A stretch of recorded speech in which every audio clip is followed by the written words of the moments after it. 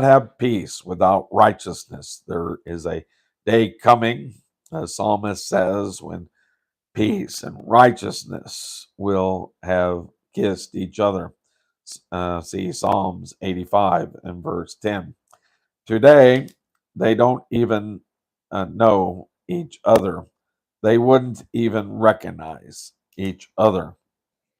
And that's the end of that section. Now, I do want to point out that this verse 17 was one of Shelton, Fred Shelton's verses in Hearts Alive. He realized, but the wisdom that is from above is first pure, then peaceful and gentle and easy to be entreated. So that brings us to this section, which is a conclusion. It's unusual for us to have conclusions to these chapters, but in this chapter we have a conclusion. And so chapter 3 concludes the first major division of the epistle of James, in which James has dealt with the verification of genuine faith. There is a difference in faith. You can believe the wrong thing. You can just nod your head and call that faith, but saving faith is that which produces good works. In these 3 chapters, James has shown various ways in which God tests our faith to prove that it is genuine. First of all, God tests faith by trials. Dr. Richard H. Uh, Sumi is an outstanding Bible teacher who has suffered with kidney trouble for a number of years. I would like to share with you something which he said, as quoted by Dr. Lehman Strauss in his book, James, Your Brother, because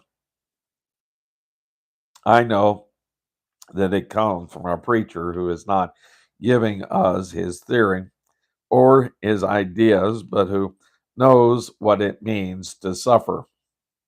Dr. Sumi wrote, life on earth would not be worth much if every source of irritation were removed.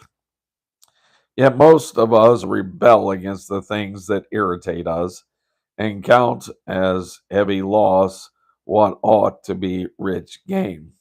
We are told that the oyster is wiser, that when an irritating object like a bit of sand gets under the mantle of his shell, he simply covers it with the most precious part of his being and makes of it a pearl.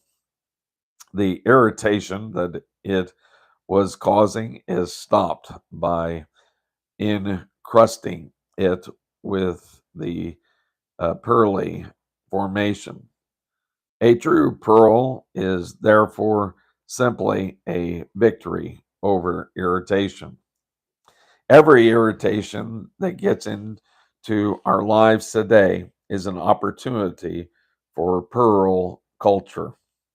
The more irritation the devil flings at us, the more pearls we may have. We need only to welcome them and cover them completely with love.